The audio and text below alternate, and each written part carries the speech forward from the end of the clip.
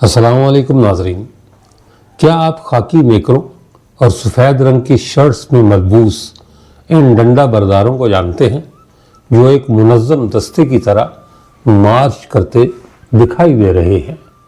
ان لوگوں نے 91 برس تک یہی نیکر پہنی، لیکن 2016 میں خاکی نیکر کو بھورے رنگ کی پتلون سے تبدیل کر دیا گیا۔ یہ وہ لوگ ہیں جو بھارت میں آنے والی کسی قدرتی آفت میں رضاکار کا روپ دھار لیتے ہیں، لیکن مسلمانوں کے قتل عام اور ہندو مسلم فسادات میں بڑھ چڑھ کر حصہ لیتے ہیں۔ یہ آج تو اکھنڈ بھارت یا ہندوستان صرف ہندوؤں کے لیے کا نعرہ لگاتے ہیں، لیکن انہوں نے اپنے ملک کی آزادی میں حصہ لینے کے بجائے انگریزوں کا ساتھ دیا، بھارتی پرچم کو قبول کرنے سے انکار کیا اور اپنے بابائے قوم مہاتما گاندھی کو نہ صرف قتل کیا بلکہ اس پر مٹھائیاں بھی بانٹی۔ یہ بھارتی انتہا پسند تنظیم راشٹریہ سویم سیوک سنگھ یعنی RSS کے ارکان ہیں۔ یہ وہ تنظیم ہے جس نے 100 سال پہلے 1925 میں اپنے قیام سے اب تک ہندوستان کے کروڑوں لوگوں کی زندگیوں پر اپنی گہری چھاپ چھوڑی ہے۔ 2014 میں بھارتیہ جنتا پارٹی یعنی BJP کے اقتدار میں آنے کے بعد سے RSS کا سیاسی اثر و رسوخ کئی گنا بڑھ چکا ہے، کیونکہ BJP اسی کی ذیلی تنظیم ہے۔ RSS کی تاریخ انڈیا کو ہندو راشٹر یعنی ہندو ملک بنانے پر اس کے زور اور اقلیتوں سے سلوک کی پالیسی پر ہمیشہ سوالات اٹھتے رہے ہیں۔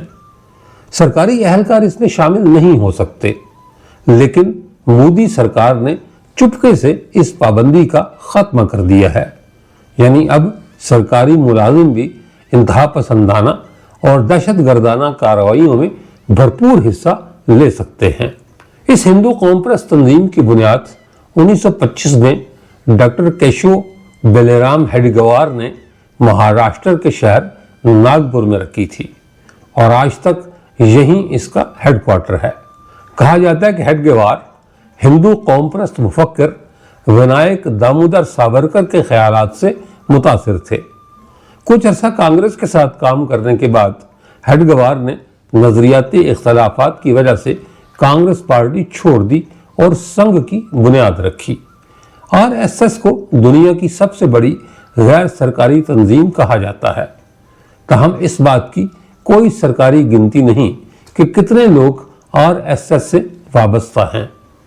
RSS خود کو ایک غیر سیاسی ثقافتی تنظیم کہتی ہے، لیکن یہ سیاسی جماعت بھارتیہ جنتا پارٹی کی ریڑھ کی ہڈی کہی جاتی ہے اور بنیادی تنظیم کا کردار ادا کرتی رہی ہے۔ اس ضمن میں سابق وزیر اعظم اٹل بہاری واجپئی سے لے کر موجودہ وزیر اعظم نریندر مودی تک کئی ناموں کا ذکر کیا جا سکتا ہے۔ یہ جماعت سماج کی تعمیر نو کا دعویٰ کرتی ہے، لیکن سماج کی بربادی میں سب سے بڑا ہاتھ بھی اسی کا ہے۔ گجرات کے قتل عام سے منی پور کے فرقہ وارانہ فسادات تک ہر طرف RSS نظر آتی ہے، لیکن RSS کے موجودہ سربراہ موہن بھاگوت کہتے ہیں کہ RSS ایک نظام ہے، اس سے زیادہ کچھ نہیں۔ سنگھ کے مطابق 922 اضلاع میں اس کی 73,117 شاخائیں لگتی ہیں۔ شاخہ کا مطلب شاخ ہے۔ اس کے 6,597 بلاکس اور 27,720 منڈل ہیں۔ ہر منڈل 12 سے 15 دیہات پر مشتمل ہے۔ یہاں مارچنگ اور سیلف ڈیفنس کی تکنیکس کے علاوہ ہندوتوا، ہندو قوم پرستی اور دیگر بنیادی نظریات سے روشناس کرایا جاتا ہے۔ RSS کوئی رجسٹرڈ تنظیم نہیں، جس کی وجہ سے اس کے فنڈز کے بارے میں شفافیت کی کمی کے الزامات بھی ہیں، کیونکہ Singh income tax return file نہیں کرتا۔ اس کا دعویٰ ہے کہ یہ اپنی مدد آپ کے تحت چلنے والی ایک تنظیم ہے اور باہر سے کوئی پیسہ نہیں لیا جاتا، چاہے کوئی سنگھ کے کام کے لیے رضاکارانہ طور پر چندہ ہی کیوں نہ دے۔ تاہم RSS کا یہ بھی دعویٰ ہے کہ گرو دکشنا یعنی گرو کے اعزاز میں دی گئی رقم کے ذریعے اپنے اخراجات پورے کرتا ہے۔ ان کے رضاکار زعفرانی پرچم کو اپنا گرو مانتے ہوئے سال میں ایک بار گرو دکشنا دیتے ہیں۔ آر ایس ایس یا سنگھ میں سب سے اعلیٰ مقام سرسنگھ چالک کا ہے۔ فی الحال موہن بھاگوت اس عہدے پر فائز ہیں۔ آر ایس ایس کے تحت بہت سی تنظیمیں کام کرتی ہیں جنہیں اجتماعی طور پر سنگھ پریوار کہا جاتا ہے۔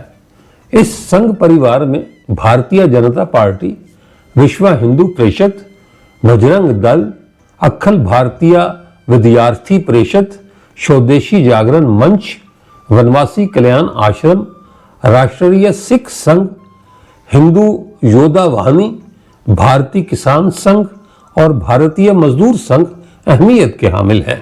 آر ایس ایس پر اب تک 3 بار پابندی لگ چکی ہے۔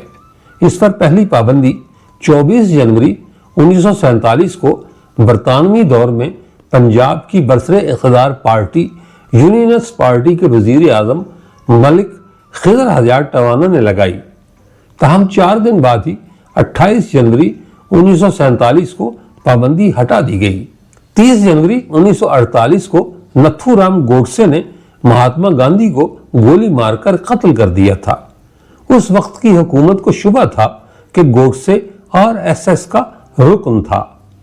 آر ایس ایس کو ذات پات کی تقسیم کو فروغ دینے والی تنظیم قرار دیتے ہوئے حکومت نے فروری 1948 میں دوسری بار اس پر پابندی لگا دی اور اس کے سرسنگھ چالک گولوالکر کو گرفتار کر لیا۔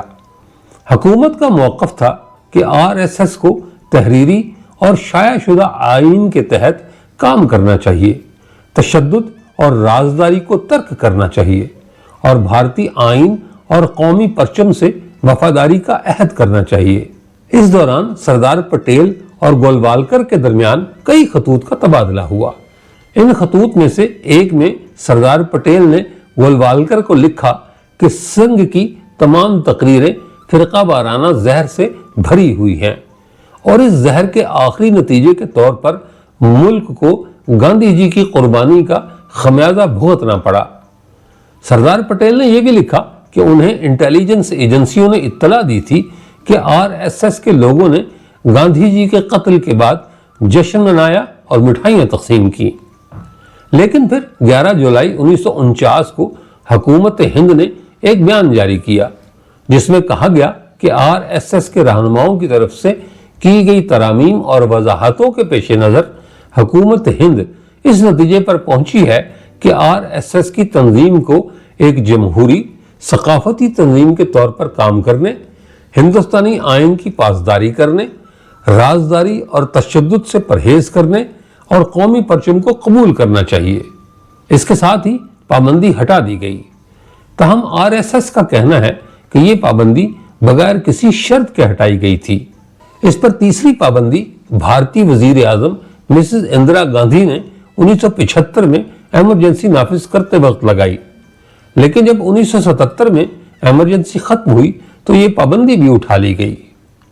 آر ایس ایس پر الزام لگایا جاتا ہے کہ اس نے برطانوی راج کے خلاف ہندوستان کی آزادی کی تحریک میں حصہ نہیں لیا۔ معروف بھارتی مورخ اور مصنف دھیریندر جھا کا کہنا ہے کہ آر ایس ایس کی آزادی کی تحریک میں حصہ لینے کا سوال ہی پیدا نہیں ہوتا، کیونکہ آر ایس ایس کے بنیادی اصولوں نے انہیں انگریز مخالف جدوجہد سے دور رکھا۔ دھیریندر جھا کے مطابق آر ایس ایس ہندوتوا کے نظریے پر مبنی ایک تنظیم ہے جو ہندوؤں کو یہ بتانے کی کوشش کر رہی تھی کہ ان کے سب سے بڑے دشمن مسلمان ہیں، برطانوی حکومت نہیں۔ جھا کہتے ہیں کہ آزادی کی تحریک میں ہندو اور مسلمان دونوں شامل تھے، لیکن آر ایس ایس صرف ہندو مفادات کی بات کرتی تھی۔ بھارت کے ایک اور سینئر صحافی اور مصنف لنجن مکوبادھیائے نے آر ایس ایس کے سرکردہ رہنماؤں پر کتاب لکھی ہے۔ وہ کہتے ہیں کہ آر ایس ایس کا مقصد نو آبادیاتی حکمرانی سے آزادی کرنا بالکل نہیں تھا، بلکہ اس کی بنیاد ہندو سماج کو اسلام اور عیسائیت کے خلاف مضبوط کرنے کے خیال سے رکھی گئی تھی۔ آر ایس ایس پر سب سے سنگین الزام یہ ہے کہ مہاتما گاندھی کو قتل کرنے والا نتھو رام گوڈسے आरएसएस का रुकन था। आरएसएस का कहना है कि गोडसे ने जब महात्मा गांधी को कत्ल किया तो वो आरएसएस का रुकन नहीं था, इसलिए गांधी के कत्ल के लिए आरएसएस को जिम्मेदार ठहराना गलत है। कत्ल के बाद के मुकदमे में खुद नथुराम गोडसे ने अदालत को बताया था कि वो आरएसएस में था, लेकिन बाद में आरएसएस छोड़कर हिंदू महासभा में शामिल हो गया। धुरिंदर झा ने गोडसे पर भी एक किताब लिखी है। उनका कहना है कि सिर्फ 2 सवाल हैं, गोडसे ने आरएसएस कब छोड़ी और हिंदू महासभा में कब शामिल हुआ। वो लिखते हैं कि उस वक्त आरएसएस के बहुत से लोग हिंदू महासभा में थे और हिंदू महासभा के बहुत से लोग आरएसएस में थे। 1947 में जब मुंबई पुलिस ने हिंदू महासभा और आरएसएस के लोगों की फहरिस्त तैयार की तो मालूम हुआ कि इनमें ओवरलैप है। झा के मुताबिक नथुराम गोडसे का भाई और गांधी के कत्ल में शरीक मुलजिम गोपाल गोडसे जेल से रिहाई के बाद जिंदगी भर यह दावा करता रहा कि नथुराम गोडसे ने आरएसएस को कभी नहीं छोड़ा। माजी में कुछ मौके पर गोडसे खानदान के अफराद के बयानात सामने आए जिसमें उन्होंने कहा कि नथुराम गोडसे आखिर तक आरएसएस से वाबस्ता था। उनके बयानात में आरएसएस की जानिब से नथुराम गोडसे से दूरी रखने पर आरएसएस से नाराजगी भी जाहिर की गई। नलिंजन मुखोपाध्याय कहते हैं कि गोडसे आरएसएस में था और फांसी से पहले उसने आखिरी काम जो किया वो आरएसएस की प्रार्थना पढ़ना था। आरएसएस से उसकी वफादारी का इससे बड़ा सबूत और क्या हो सकता है। लोगों में एक आम ख्याल है कि आरएसएस ने भारतीय जनता पार्टी को सियासी फायदा पहुंचाया और पार्टी को इंतखाबात जीतने और हुकूमत बनाने के काबिल बनाया। संघ लीडरों ने बारहा कहा है कि वो पार्टी सियासत में शामिल नहीं है, लेकिन ये कोई राज नहीं कि संघ से वाबस्ता बहुत से लोग अब बीजेपी की सरगर्म सियासत का हिस्सा हैं। वज़ीर-ए-आज़म नरेंद्र मोदी, वज़ीर दाखिला अमित शाह, वज़ीर दिफा राजनाथ सिंह, वज़ीर ज़राअत शिवराज सिंह चौहान और रोड ट्रांसपोर्ट और हाईवेज के वजीर नितिन गडकरी ऐसे चंद रहनुमा हैं जो तवील अरसे से आरएसएस का हिस्सा रहे हैं। आरएसएस और भारतीय जनता पार्टी के दरमियान करीबी ताल्लुकात की एक झलक 2015 में उस वक्त देखने को मिली जब मरकज में बीजेपी की हुकूमत को 1 साल मुकम्मल हुआ था। मोदी हुकूमत के अहम वज़रा ने दिल्ली के वसंत कुंज में लगातार 3 दिन तक आरएसएस की मीटिंग में हिस्सा लिया और अपनी अपनी वजारतों के कामकाज के बारे में तफसीली मालूमात दी। उस वक्त शाया होने वाली इत्तलाआत के मुताबिक मीटिंग में राजनाथ सिंह, अरुण जेटली, सुषमा स्वराज, मनोहर पारिकर और जेपी नड्डा जैसे सीनियर लीडरों ने शिरकत की। तीसरे दिन वज़ीर-ए-आज़म नरेंद्र मोदी ने भी इजलास में शिरकत की। उस वक्त मीडिया रिपोर्ट्स के मुताबिक उन्होंने आरएसएस का रजाकार होने पर फख्र का इजहार किया था। आरएसएस के दूसरे सरबराह गुलवालकर ने हिंदू तिरंगे परचम पर तनकीद की थी। अपनी किताब बंच ऑफ थॉट्स में वो लिखते हैं कि तिरंगा हमारी कौमी तारीख और विरसे पर मबनी किसी कौमी नजरिए या सच्चाई से मुतासिर नहीं।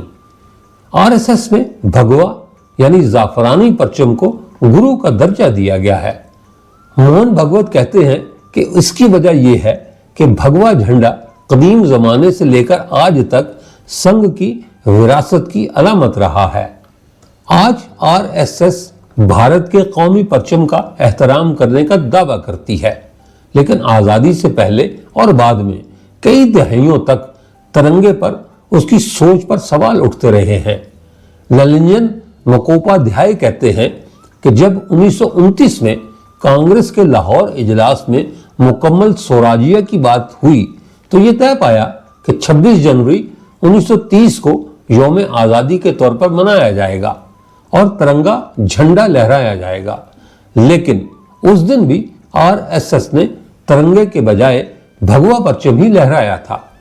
आरएसएस के मौजूदा सरबराह मोहन भागवत ने मुख्तलिफ मौके पर कहा है कि इंडिया में रहने वाले तमाम लोग हिंदू हैं और जो भी हिंदुस्तान को अपना घर समझता है वो हिंदू है, चाहे उसका मजहब कोई भी हो।